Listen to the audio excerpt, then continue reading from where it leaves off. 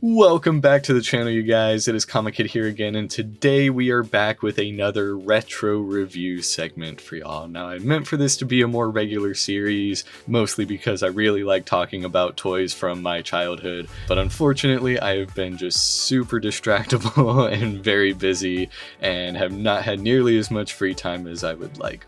But today we are back to discuss the Hasbro Gotham City Darkstorm BatCave playset. Now, this one actually took me forever to do my research on, and this is actually my second time recording this intro just because for the life of me I could not find this BatCave playset the first time around. But the issue I kept running into was that Kenner, who was later acquired by Hasbro, ended up making like several different versions of these over the years.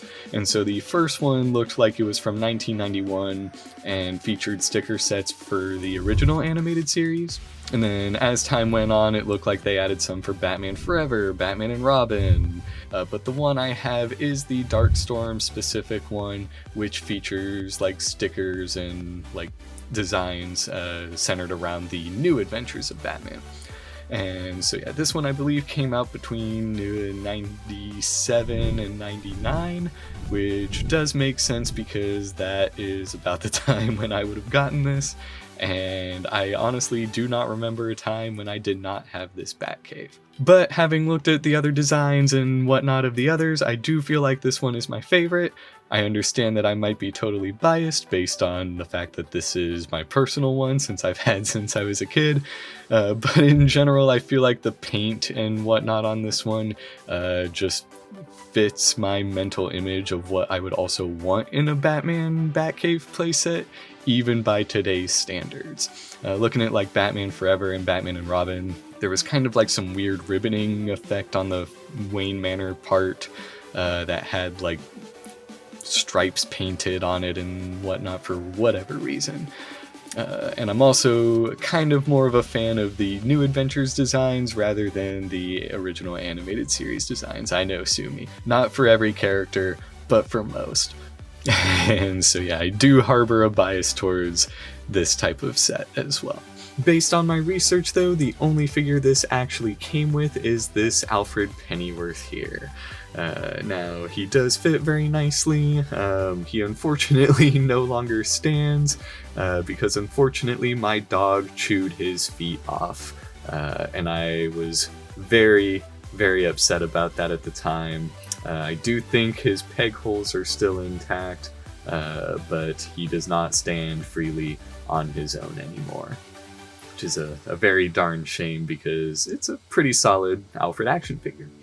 But before we get too far into the nitty-gritty, we will go ahead and slide it open as we talk more about sculpt and paint and whatnot.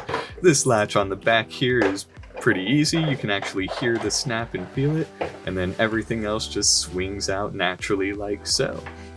And here the cave is in all of its full glory.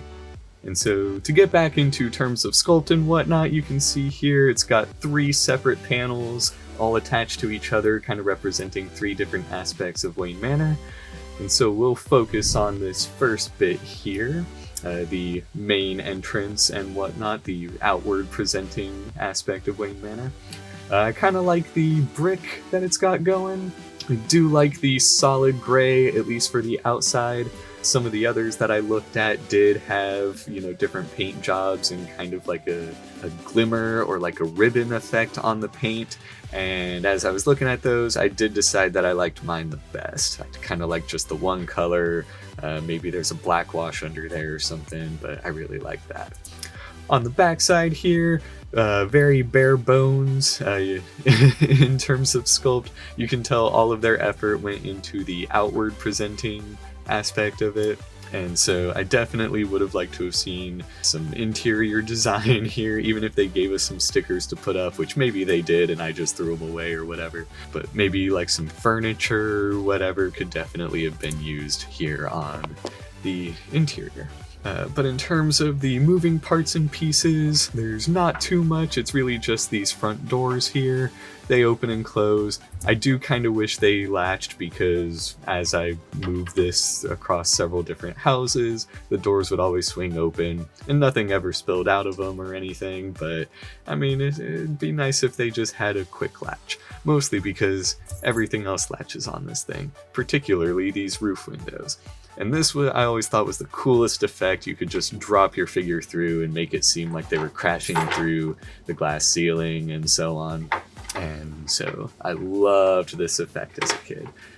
And then really the last moving part on this is this kind of roof effect here.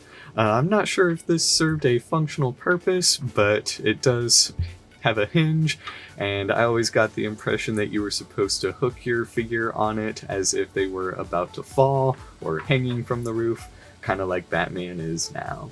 And so it's at least something for them to do, but I mean, they always kind of sit there awkwardly.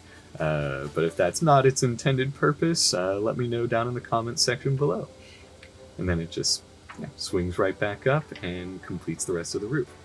Moving on to the middle section though, this is the rocky interior of the Batcave, and what's really cool about this hinge aspect here is that if you had the Batmobile that came out around this time, it would fit with that hinge or under that hinge, and so you could literally swing it open like so, and the Batmobile could drive out from under it, which I always thought was super, super cool.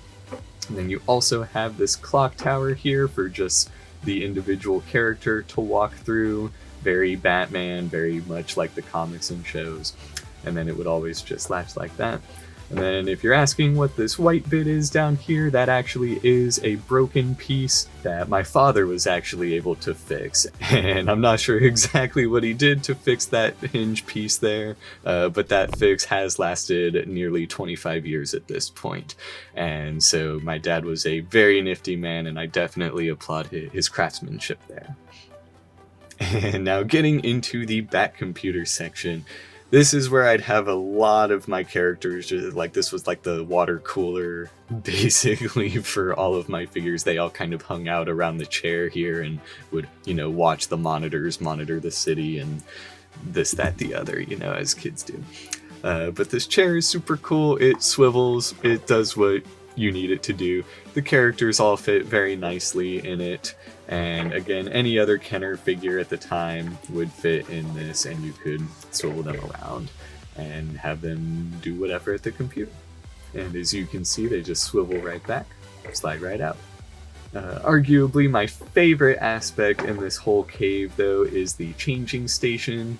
You could actually put your figure in here, swivel it with this lever up at the top, and we'll watch it spin. And I'm not going to put anyone in the actual belt just because these belts were always such a pain to get your figure in and out of, that I would literally always just stick the figure in, spin the thing, open the door again.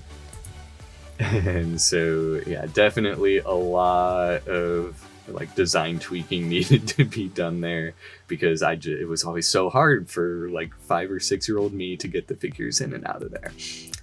But now here's the backside, and this is actually where I think most of the sculpt excels. You get a lot of the power generator aspects of it, and despite the fact that they reused this mold several times, I really feel like this suits the New Adventures most of all, at least aesthetically.